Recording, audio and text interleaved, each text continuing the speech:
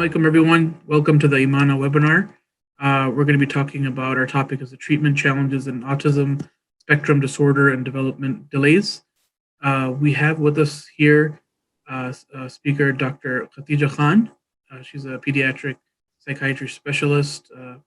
Dr. Khadija Khan is a psychiatrist in Oak Brook, Illinois, and is affiliated with Elmer's Hospital.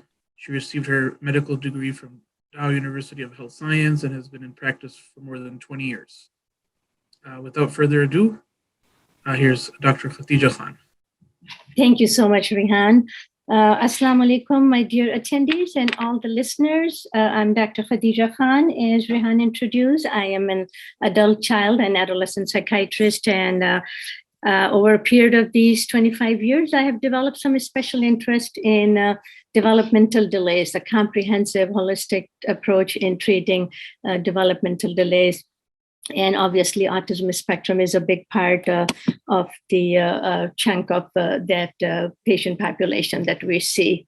I don't have any disclosure to do. I don't have any conflict of interest, either personal, professional, or financial with same thing. Any material or recommendation that I would be recommending in here is based mostly on my clinical experience and the research and data and the journals that we review. I'm not a researcher. I'm mostly a clinician, but obviously my clinical expertise is modified constantly with the research that we review.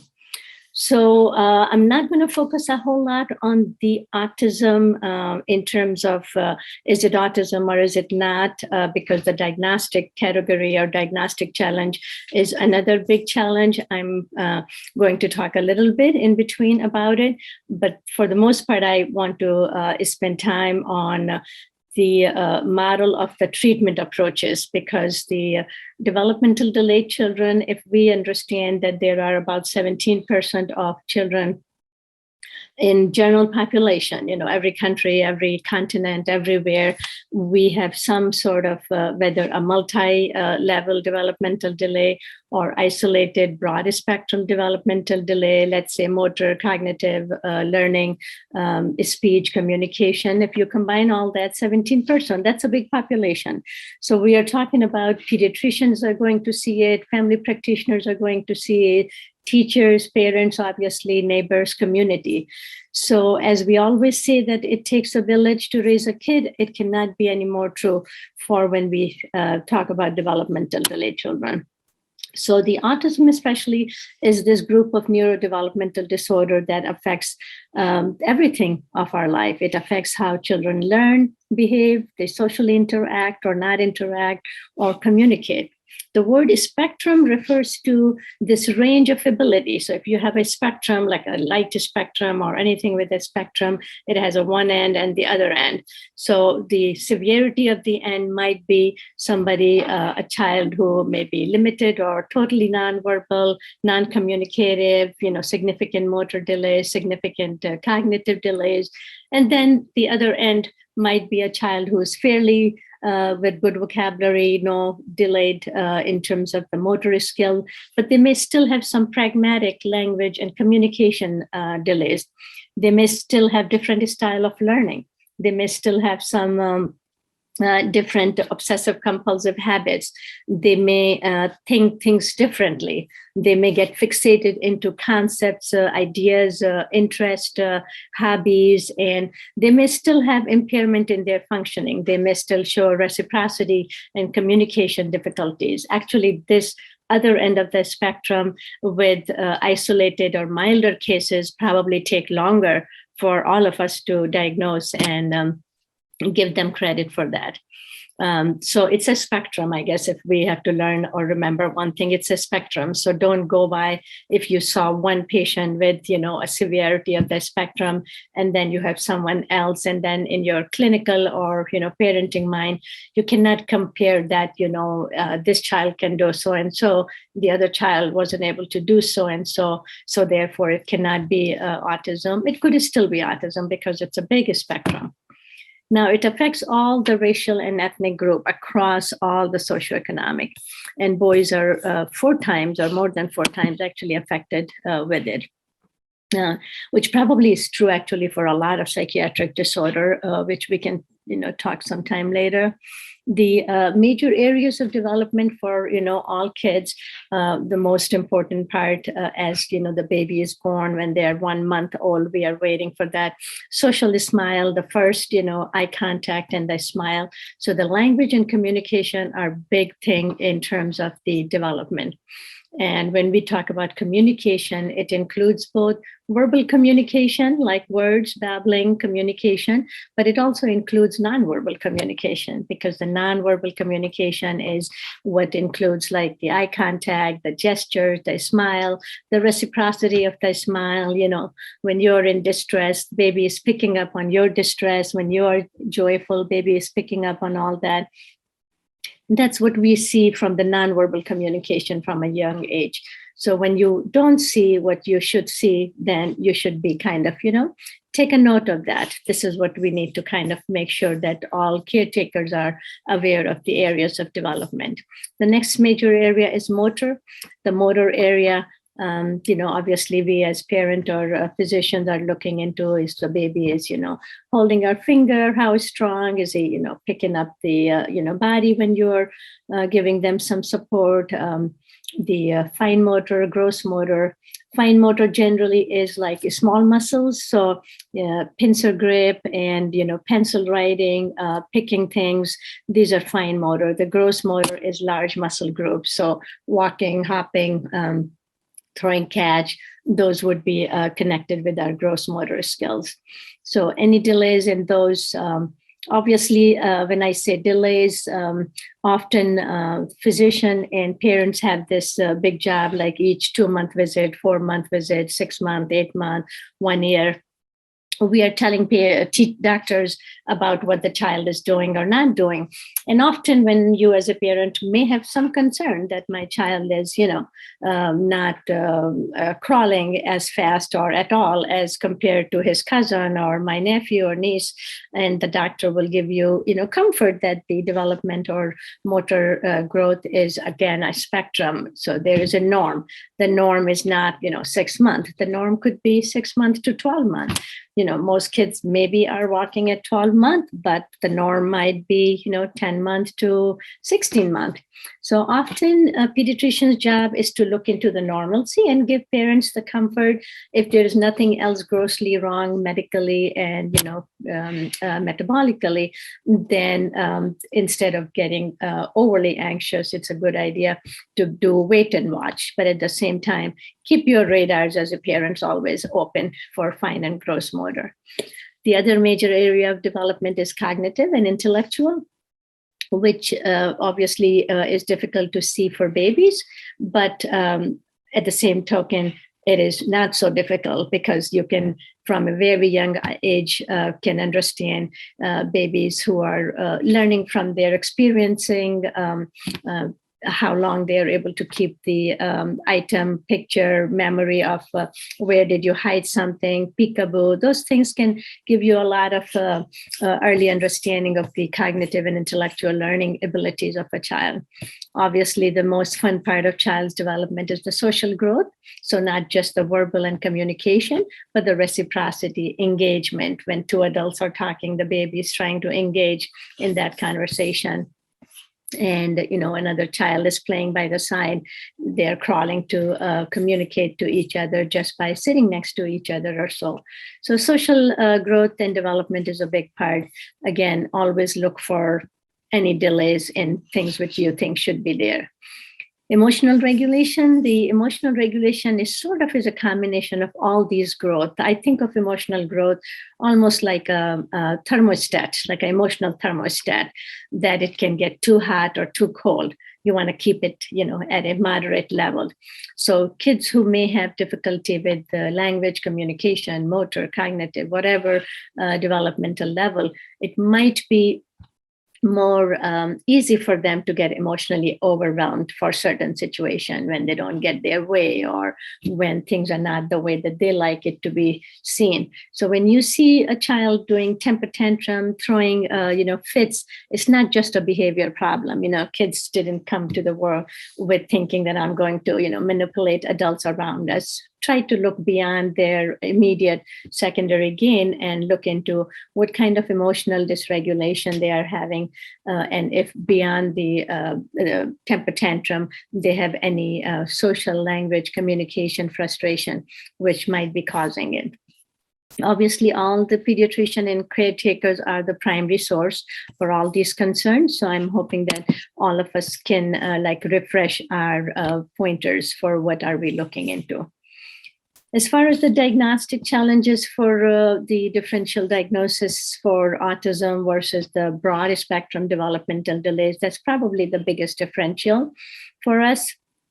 And assessment, which can include formal standardized like IQ assessment or developmental scales versus a good thorough psychiatric assessment. So our component as psychiatrists might be the comprehensive developmental review of all the motor development, emotional development, speech, language assessment, in addition to our office evaluation with obviously parents' feedback, parents' report, birth history, prenatal, during birth, postnatal, and a just multitude of information that my part, it's almost like putting the dots together. So you have this lots of information from all different disciplines, and I'm my job is to put all that information in an understandable fashion so we can understand each child's trajectory, where they are coming from.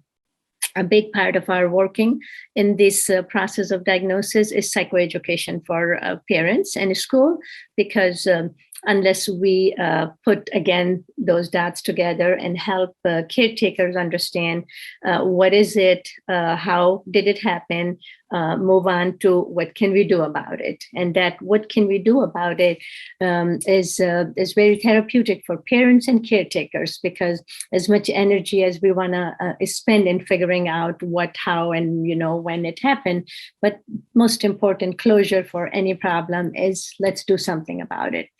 So we need to kind of help parents and educators in that phase of what do we do about it to meet each child, make their full potential. We ought to look into the comorbid medical and neurologic issues. There is a high risk of developmental disorder, especially autistic children, to have seizures, or they may have thyroid imbalances. These things need to be evaluated early on. Actually, thyroid is evaluated for all children across the state at birth and at 1 week of their age, or maybe in most cases before they leave hospital, they are tested again for that. Psychosocial stressors around the autism spectrum disorder or any developmental disorder for a child is also very important. It's important for us as physician and caretakers or people in the leadership role to understand that having a child with a special need brings a lot of stress, brings a lot of challenge for families, from day-to-day taking care, from feeding to taking care, to making sure they are swallowing or breathing properly, and subsequently, if parents are working between childcare, who do you leave, a child to safety, even stress at home. A special need child brings a lot of stress between parents and caretakers. So be aware that it's a strain on your marriage, it's a strain on yourself, not just physically, but emotionally. And then don't forget the younger children, the siblings, the older siblings, 2-year-old, 4-year-old, 10-year-old, they all go through their own kind of share of stress with having a baby with some special needs. So be aware of all those. Continuing the diagnostic challenges, part of our diagnosis will also include the chromosomal and genetic abnormalities. Excuse me. Some of them are done routinely, and some of them will only be done if there is any indication for that. So not all children get the chromosomal testing, but when there is a question for autism, it's reasonable to do a Fragile X chromosome or a full microsome testing. Early school intervention is a big part of our intervention. because there are many state-funded programs which are funded between 0 to 3 years. They are called generally 0 to 3 program. And these programs are state funded, so the families or clients are actually paying taxes already in their neighborhood to fund those programs, and their job is to provide early intervention. But unfortunately, many parents in certain areas may not be aware of that early intervention being available to them and their children.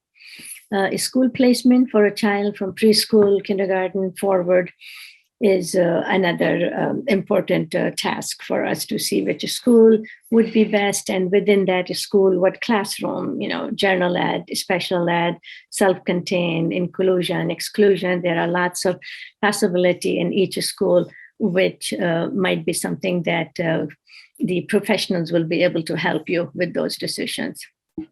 Same thing for the summer program. Summer programs, for many working parents, we all depend on having the availability of summer programs, but children with special needs or developmental delays will need to be carefully, placed in certain programs. Certain programs may be good for them. Certain programs, they may have to go to some special recreational programs with people who are more expert in handling them. So behavioral challenges that we see in children with developmental delays, number one problem, as I probably early alluded to, is the self-regulation, the emotional regulation, parents' ability or inability to control, kind of go with the flow child versus a child who they constantly feel that they don't have control or predictability over their frustration or temper tantrum.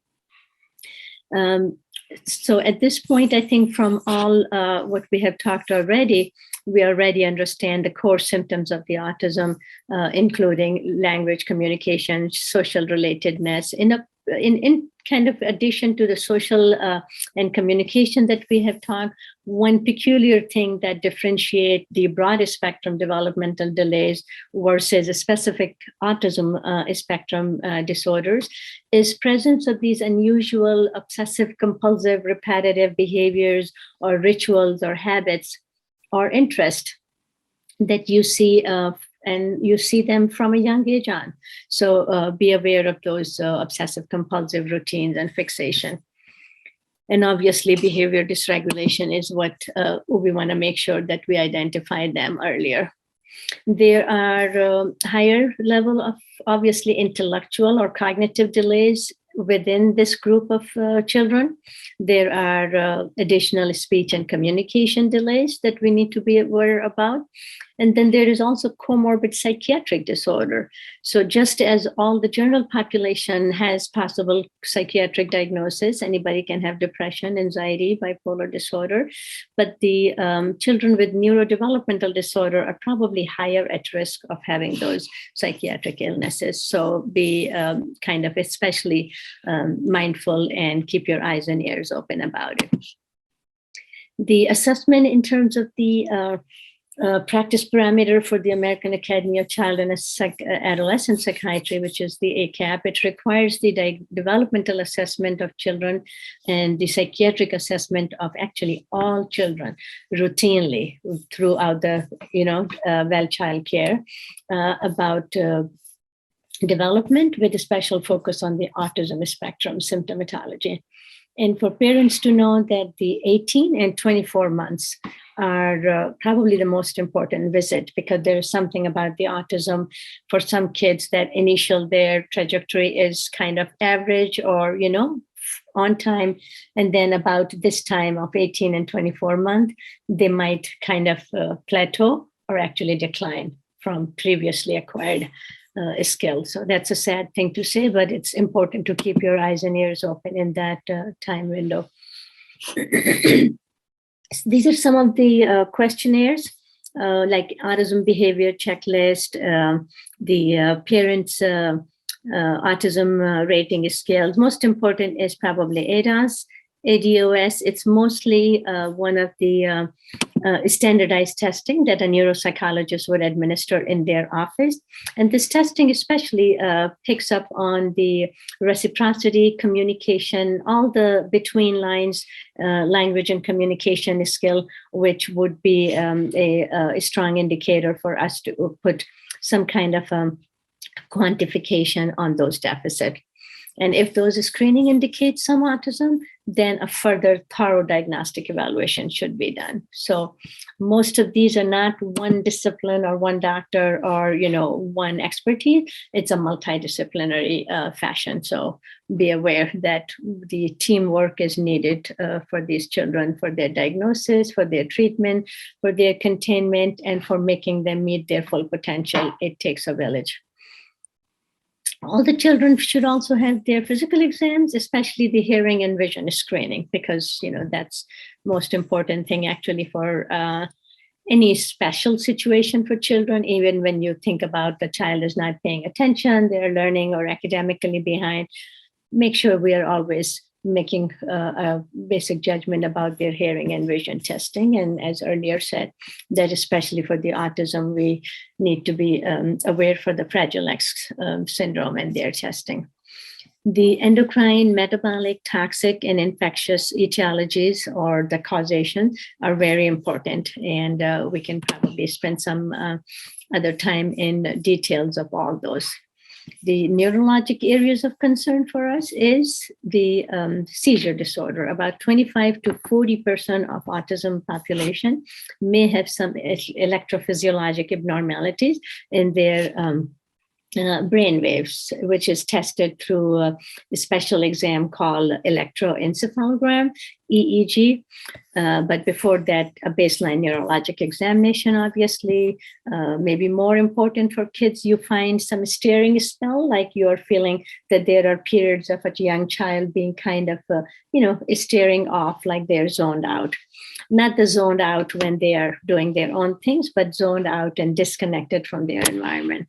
Those would be high kind of likelihood of some coexisting seizure disorder.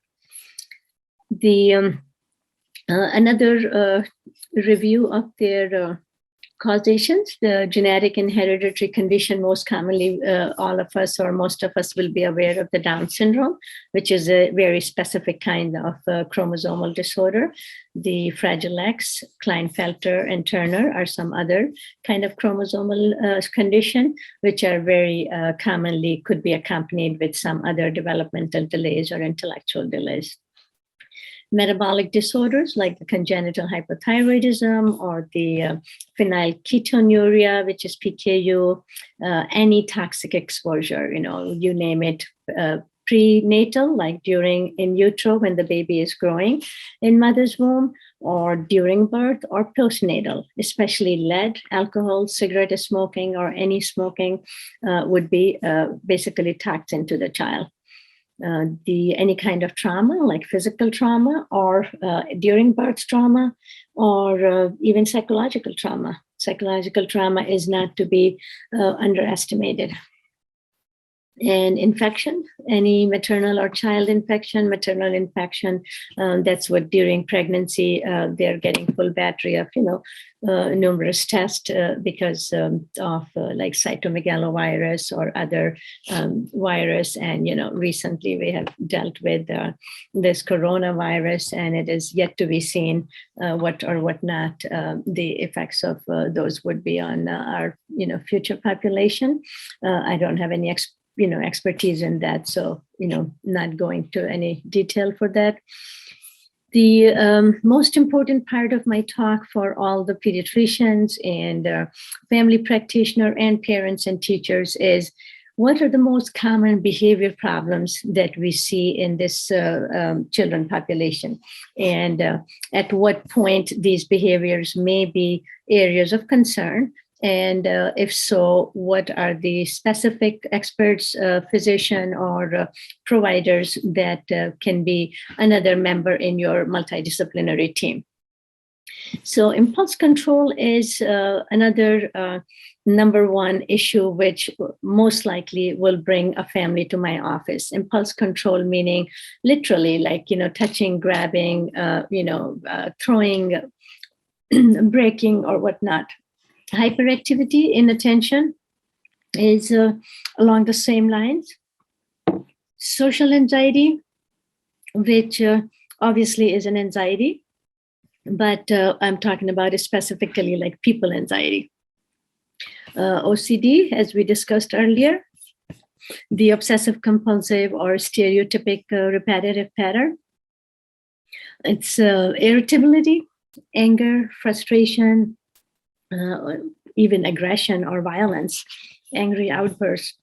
These are all very common reason for parents to bring children in office. Sleep difficulties, another very common issue and very taxing for parents, right?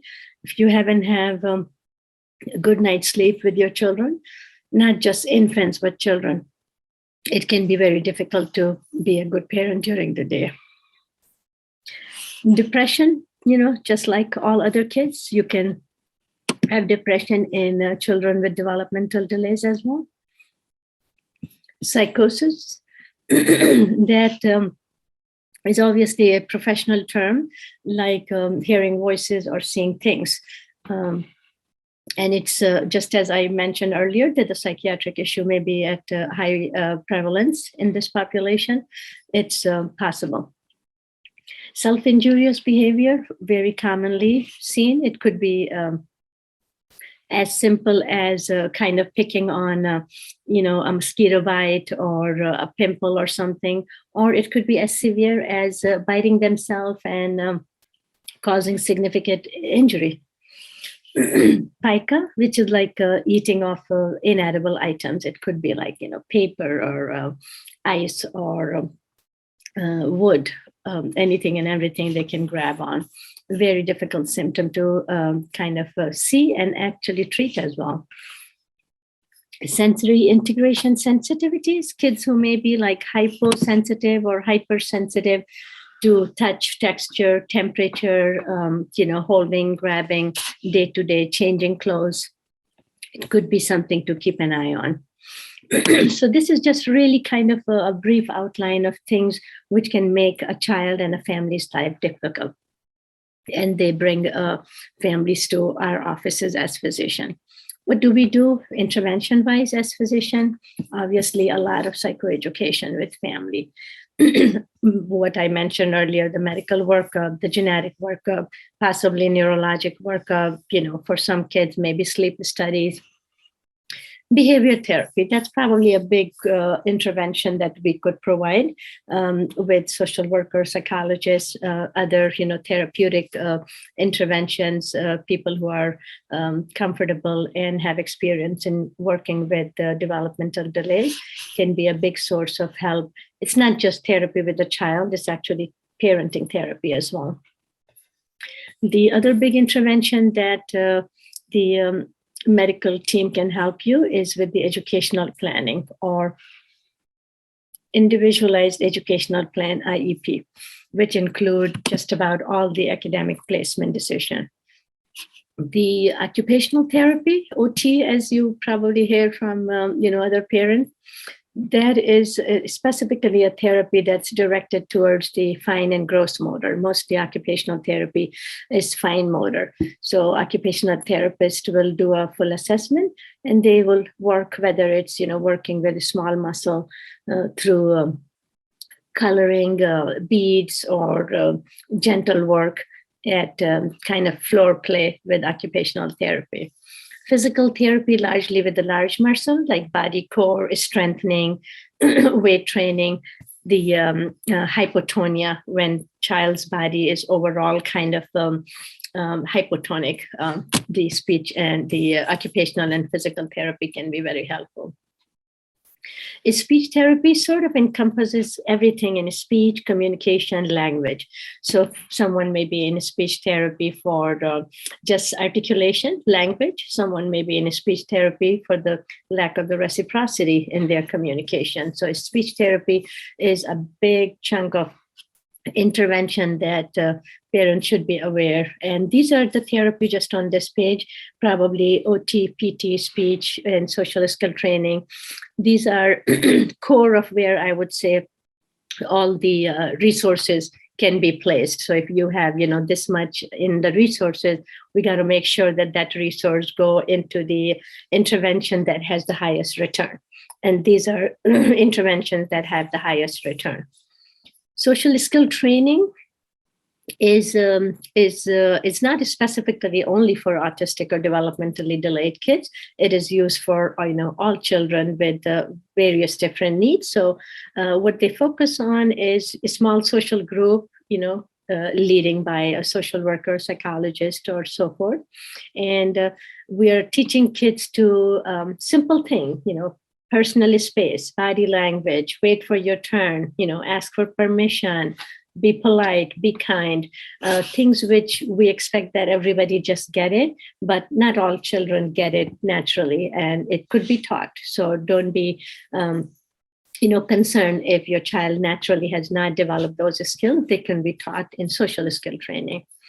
Music therapy, not very commonly used, but actually can be very special, helpful tool.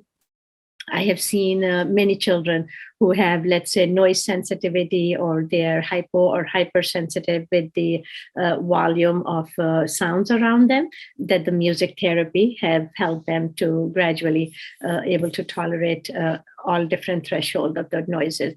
Vision therapy, from not just the screening test for the vision, but also their scanning, their following, their convergence, eye convergence, are all what can be corrected with the vision therapy. Now, those interventions that I just covered, each one of them probably can be another hour for us to discuss. But my goal again here is to at least give all of us some bullet points, and then I'll be happy to kind of, elaborate if there is need for any one of them to be detailed, discussed later. The intervention that we do, if you notice, the two primary category, as much as they look like I'm going through a lot of numbers, but they are basically environmental intervention or therapeutic intervention. And the next one are pharmacologic interventions. So all what we talked, occupational, physical therapy, social training, family therapy, school intervention, these are all environmental and behavioral intervention. What I'm moving on now is pharmacologic intervention. Obviously, there is no specific medication treatment for any developmental delay or autism spectrum disorder. We know that. But at the same token, early intervention is the key. What we do with these children is that we use medication to target some specific symptoms, behaviors, or comorbid psychiatric disorders. So just as if, a child with autism have, let's say, an allergy to something, you treat their allergy. If they have repeated ear infection because of a strep infection or middle ear infection, you treat those. At the same token, we can also use the medication for a specific target symptom. So if they have the symptoms that we talked earlier, irritability, anger, frustration, temper tantrum, attention, focus, OCD, anxiety, depression, self-injury, if we go back to that list, medications, there is not one medicine for one symptom, but there are many medicine for many of those. There is a little trial and error involved with that.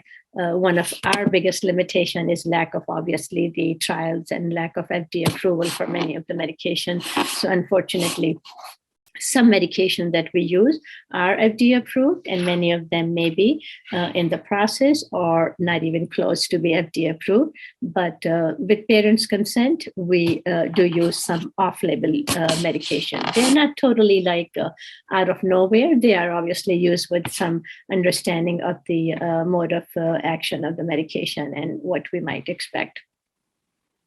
The irritability, as we said earlier, very common difficulty that we observe as caretaker can very well be treated with selective serotonin reuptake inhibitor. That's what SSRIs stand for.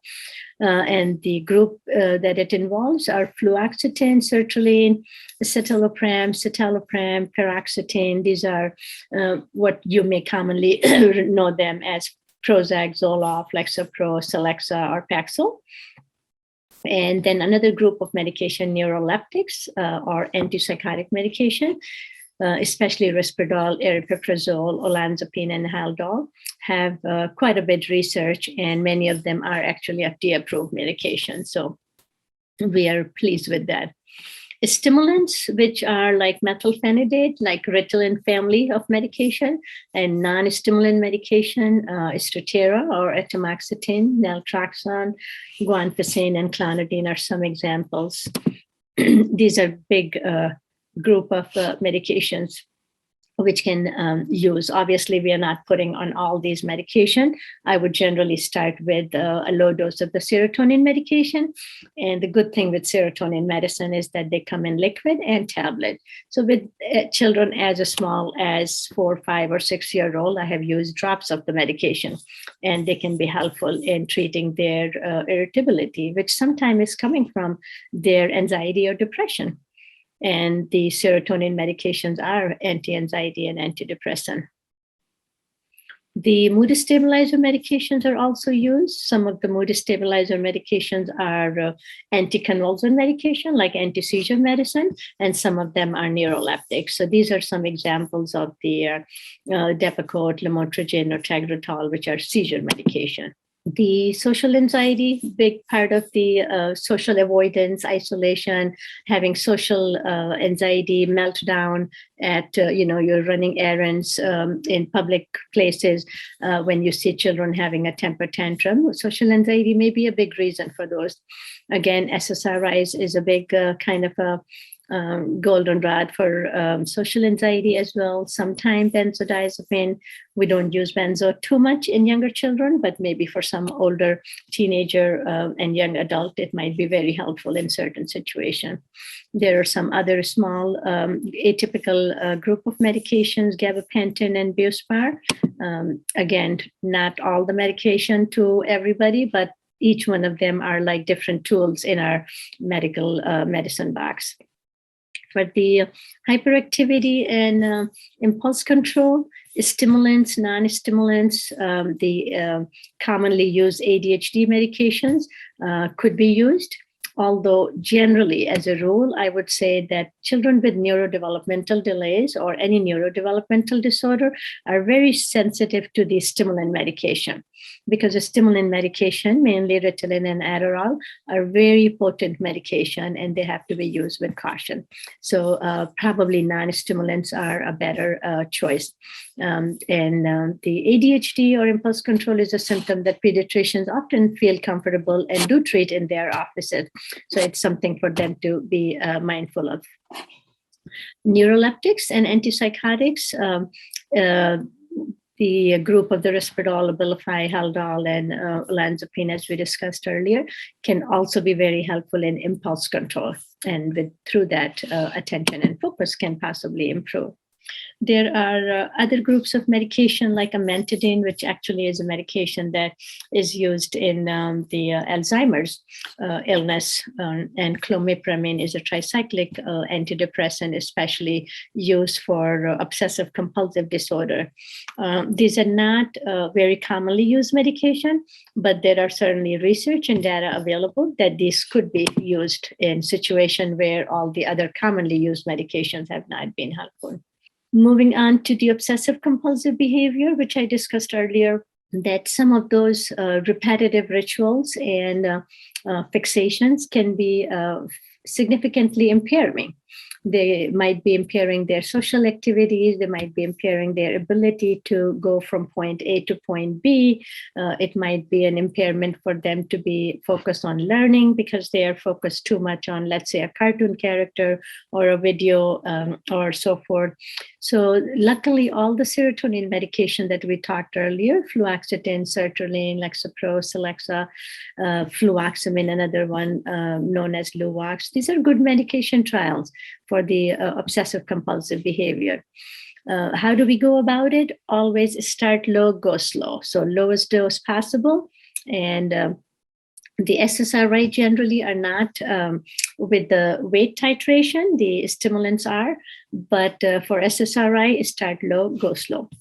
And depending upon as tolerated. So you kind of do trial and error with that, but keeping safety in mind always. Neuroleptics, Risperdal, Abilify, these are often used in combination. So you may, if you see somebody that maybe you share treatment with a psychiatrist, you may find a combination of the serotonin medicine with a low dose of the neuroleptic might be a very commonly used kind of a medication mixture. Atypical social behavior, which is also very commonly seen in these children. We use combination of, again, the mother of all, intervention pharmacologically is SSRI, used in lots of the anxiety-related and mood regulation-related symptoms. This donepezil is kind of a anticholinesterase inhibitor. Not commonly used. It is also actually used in Alzheimer's. Same thing for naltrexone.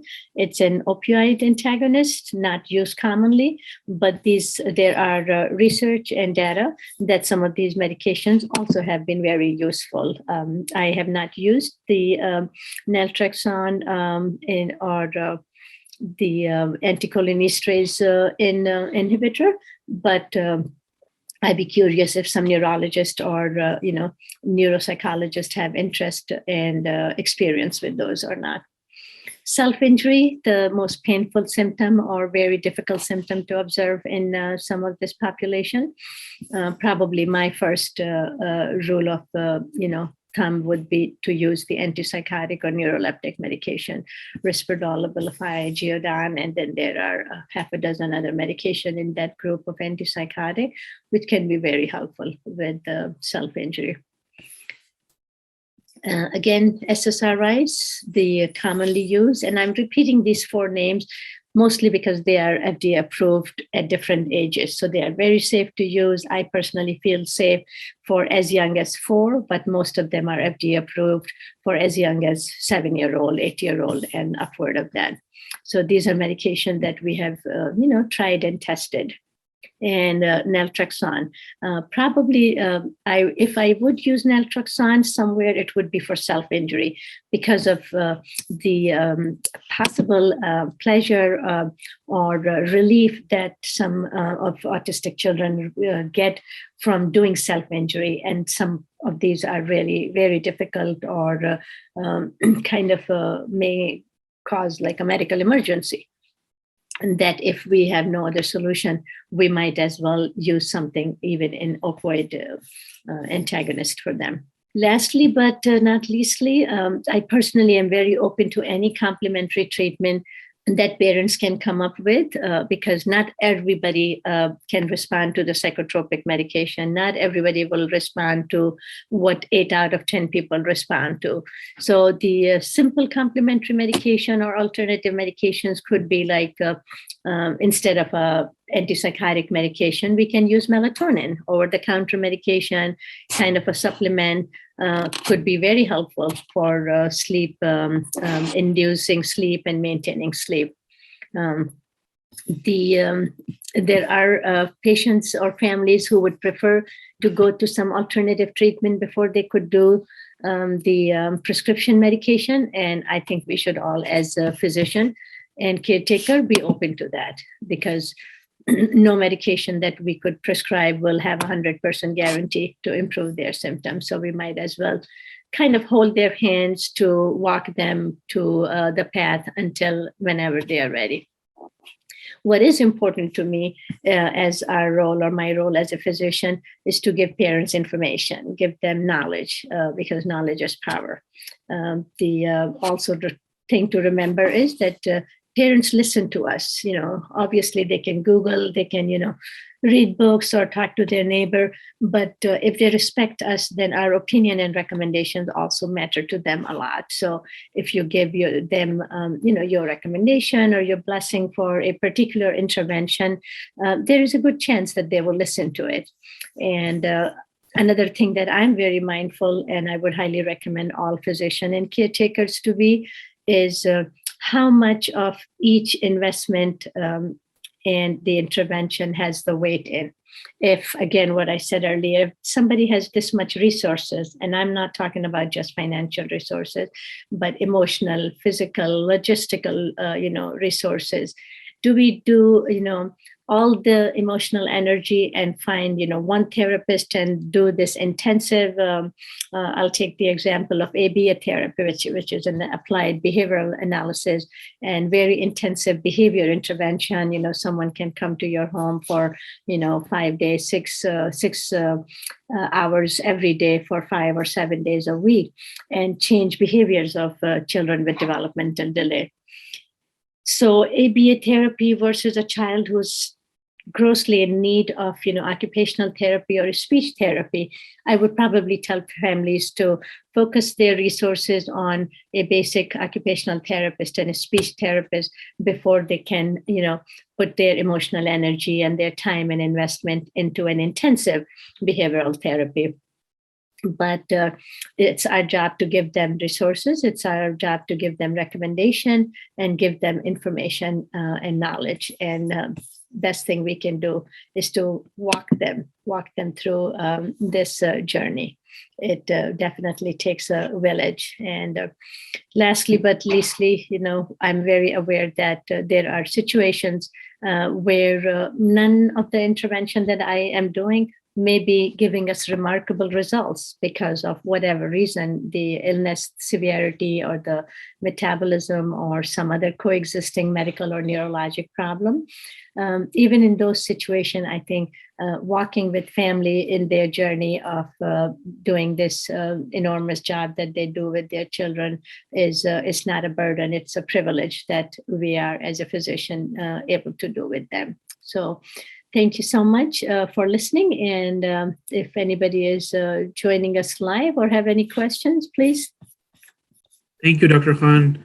That was really informative. MashaAllah, everything was really good. And inshallah, we hope to see you again in the future. My pleasure. Khuda Hafiz. Thank you all for watching. Have a great night, everyone.